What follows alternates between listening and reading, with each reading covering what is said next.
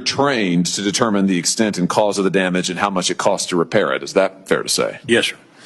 All right. So let me just ask you about Ms. Miguel's claim. You were assigned to re-inspect her home. Is that right? Yes, sir. And you testified earlier that you went about that diligently. You could see that there was very extensive damage. That was your initial impression. Is that fair to say? Yes, sir. And you reviewed all of the reports. There was an engineer's report by this time. There was the public adjuster's report. You reviewed all of those things diligently. Is that fair to say? Yes, sir. When you submitted your report to Allstate recommending several $100,000 worth of payments to Ms. Miguel and her husband, what happened then?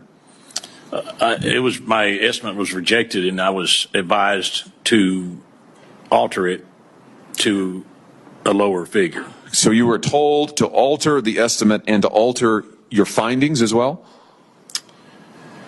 I was told to alter my estimate. I don't know that the findings was told to be altered. Were the alterations that you were told to make, were those consistent with your own review of the property and your own assessment of the damage? No, sir. Did you write that up in a detailed estimate, what you were told to do? I did, yes, sir. And Allstate then, they send that estimate ultimately to the property owner, is that correct?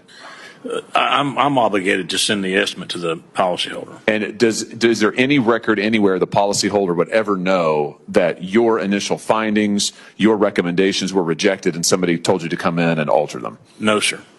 Let me just ask you more broadly. Have you ever been told in other cases with Allstate to alter or delete your findings?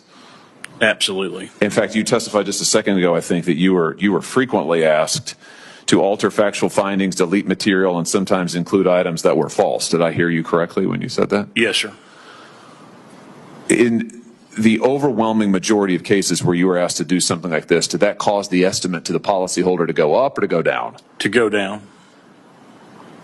What is your assessment of what Allstate's ultimate goal here is? Is it to pay out the policy according to the terms of the policy to the best extent they can, or is it to protect their bottom line and to use you and your report as necessary to meet that end, to make sure they make as much money as possible? 100% to use me to enable them to make as much money as possible. And you would say that this is a pattern. This isn't just something that happened one time like in Ms. Miguel's case. You've been doing this for a long time, and you've observed this to be a pattern with Allstate and in the industry.